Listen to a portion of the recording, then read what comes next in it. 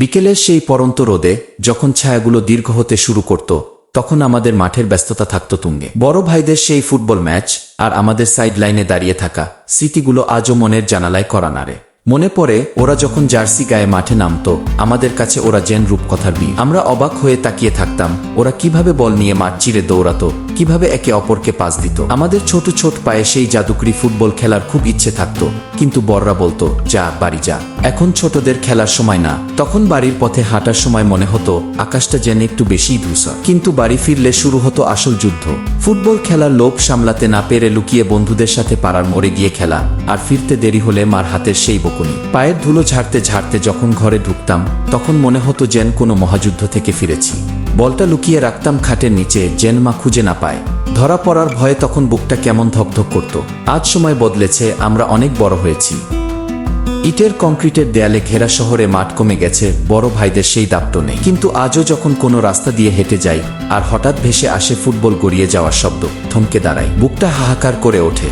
মনে হয় ইস, যদি আবার সেই ছোটবেলায় ফিরে যেতে পারতাম, যদি আবার বড় ভাইদের সেই বকুনি খেয়ে লুকিয়ে ফুটবল খেলতে পারতাম। ছোটবেলার সেই ধুলোমাখা দিনগুলো, সেই অবুঝ আনন্দ আর হারাবার ভয়, সবই যেন জীবনের সেরা সম্পদ। আজ সব আছে, কিন্তু সেই বিকেলের সোনালি আলোটা আর কোথাও খুঁজে পাই না। অথচ এই শহর এখন যন্ত্রের মতো চলে। মানুষ এখন আর মাঠের দিকে তাকায় না, তাকায় ঘড়ির কাঁটার দিকে। কিন্তু আমি জানি আমার মতো আরও অনেকেই আছেন যারা রাতের নিস্তব্ধতায় এখনো সেই ধুলোবালি ওড়ানোর শব্দ শুনতে পান। মাঝে মধ্যে ভাবি সেই পুরনো বন্ধুদের কথা, রফিক যে গোলকিপার হয়েও গোল করার জন্য পাগল থাকত, কিংবা সেই বড় ভাই যিনি আমাদের ধমক দিয়ে বলতেন ঠিকমতো পাস দে। সেই ধমকগুলো যে আসলে শিক্ষার চেয়েও বেশি কিছু ছিল, তখন বুঝিনি। এখন বুঝতে পারি ওই ধমকগুলোতে ছিল আগলে রাখার টান, ছিল একটা টিমওয়ার্কের শিক্ষা। শৈশবের সেই বিকেলগুলো ছিল যেন এক একটি রত্ন। একটা সময় এমনও গেছে ফুটবলটা হারিয়ে গেছে বলে আমরা কয়েকদিন মন খারাপ করে বসে থাকতাম। মনে হতো পৃথিবীটাই বুঝি অচল হয়ে গেছে। এখন তো দামি বল কিনি, কিন্তু সেই অদ্ভুত ভালো লাগাটা কোথায় যেন হারিয়ে গেছে। এখন আমরা বড় হয়েছি, আমাদের পিঠে দায়িত্বের পাহাড়, পকেটে দায়িত্বের হিসাব। কিন্তু সেই পাহাড়ের নিচে চাপা পড়ে থাকা ওই ফুটবলের ছোট ছেলেটা কি এখনো বেঁচে আছে, নাকি আমরা তাকে কোথাও ফেলে এসেছি? মাঝে মাঝে আমার মনে হয় আমরা যদি আবার সেই মাঠের পাশে গিয়ে দাঁড়াই, যদি সেই বড় ভাইদের মতো করে চিৎকার করি, তবে কি সময়টা আবার ঘুরে দাঁড়াবে? হয়তো না। সময় বয়ে যায় নদীর মতো, যেখানে স্রোত কখনো উল্টো দিকে ফেরে না। কিন্তু স্মৃতি তো সেই নদীর পাড়ের ঘাসের মতো, শুকিয়ে গেলেও তার শিকড় রয়ে যায় মাটির গভীরে। আমার সেই স্মৃতিগুলোও ঠিক তেমন। যখনই খুব একা লাগে, যখনই মনে হয় পৃথিবীর সব গ্লানি আমাকে ঘিরে ধরছে, তখনই আমি চোখ বন্ধ করি।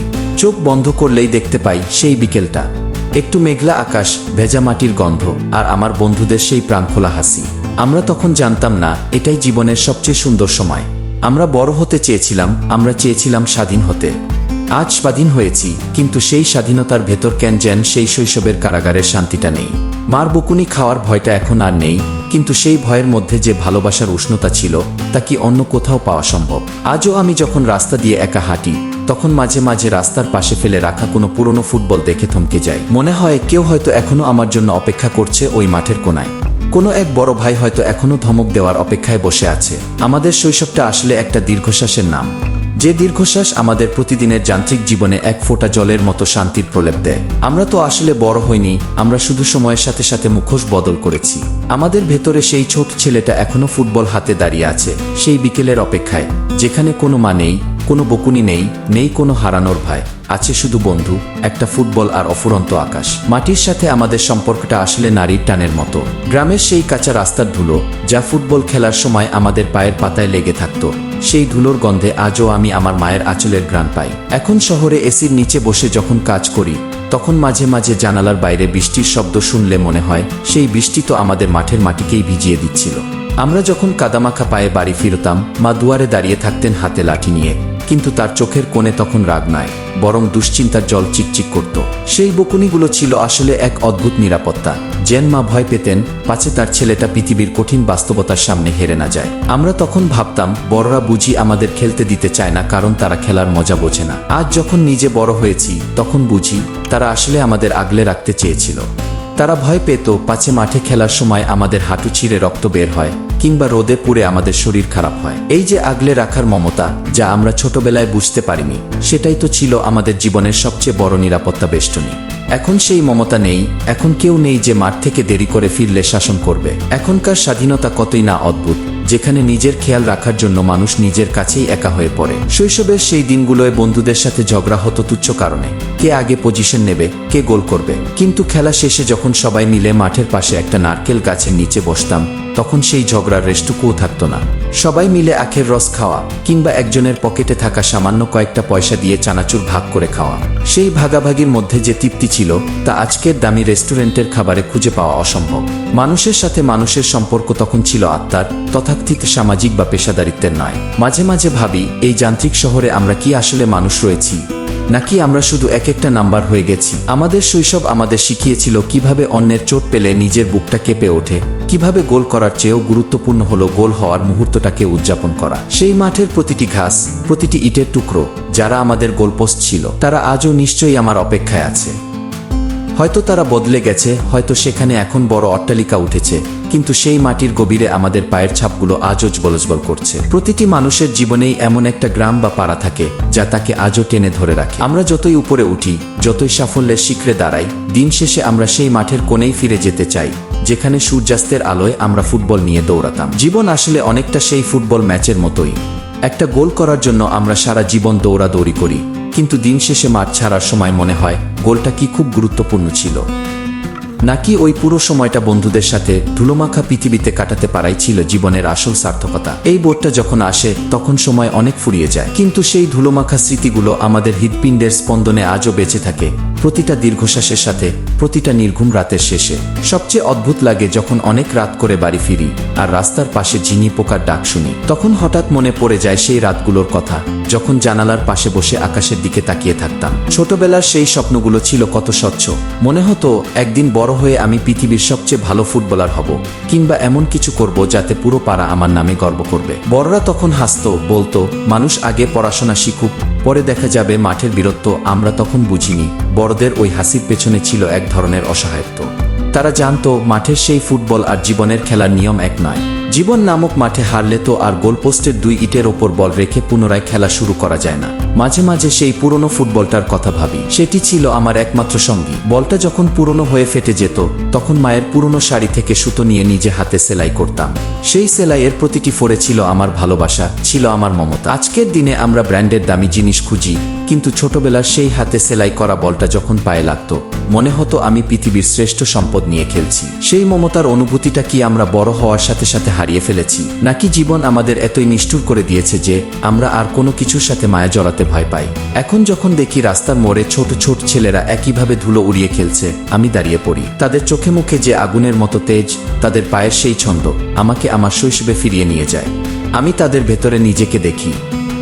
তারা জানে না এই বিকেলটা তাদের জীবনের সবচেয়ে দামি সম্পদ। আমি চাইলেও তাদের বলতে পারি না, সাবধানে খেলো, সময় খুব দ্রুত ফুরিয়ে যায়। তারা হয়তো হাসবে, কারণ অসীম সময় নিয়ে বেঁচে থাকা মানুষের কাছে সময় কখনো ফুরিয়ে যাওয়া কিছু নয়। কিন্তু আমার বুকের ভেতরটা হাহাকার করে ওঠে। আমি দেখি তারা যখন গোল দেয়, তাদের চিৎকারটা যেন আকাশের গায়ে গিয়ে আছড়ে পড়ে। সেই চিৎকারে কোনো স্বার্থ নেই, কোনো হিংসা নেই, আছে শুধু বিশুদ্ধ জয়ধ্বনি।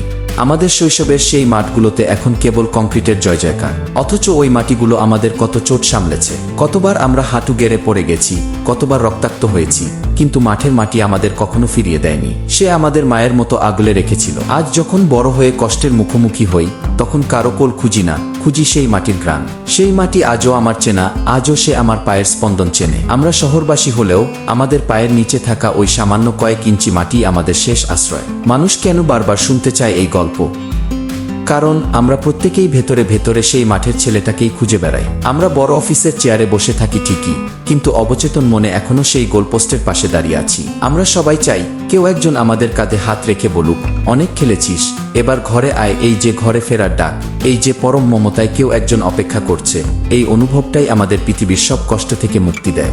আমাদের ছোটবেলার সেই ফুটবল, সেই বন্ধুদের হাসি, আর সেই বিকেলের মায়া, এসব কিছু তো আসলে ঈশ্বরেরই ছোট ছোট উপহার ছিল, যা আমরা বড় হওয়ার সাথে সাথে অবহেলায় ঝেড়ে ফেলে দিয়েছি। কিন্তু স্কুলের সেই কাঠের বেঞ্চে বসে যখন জানালার বাইরে তাকালাম, তখন বিকেলের আকাশটা অন্যরকম মনে হলো। ক্লাসরুমের ঘড়ির টিকটিক শব্দ আমার শৈশবের সেই ফুটবল মাঠের গর্জনের মতো মনে হতে লাগল। শিক্ষক পড়াচ্ছেন, কিন্তু আমার মনোযোগ পড়ে আছে সেই পুরনো মাঠের ধুলোবালির দিকে। সারাদিনের সব কাজ, ওই অঙ্কের খাতা বা শিক্ষকের কঠিন শাসন, সবই যেন তখন তুচ্ছ হয়ে যেত যদি কানে আসতো বন্ধুদের ডাক, কিরে মাঠে যাবি না? সারাদিনের এই কর্মব্যস্ত জীবনে আমরা আজ বড় কাজের চাপে যখন ক্লান্ত হয়ে পড়ি, তখন এই অফিসের চেয়ারে বসেও আমার মনে পড়ে স্কুলের সেই ভাঙা বেঞ্চের কথা।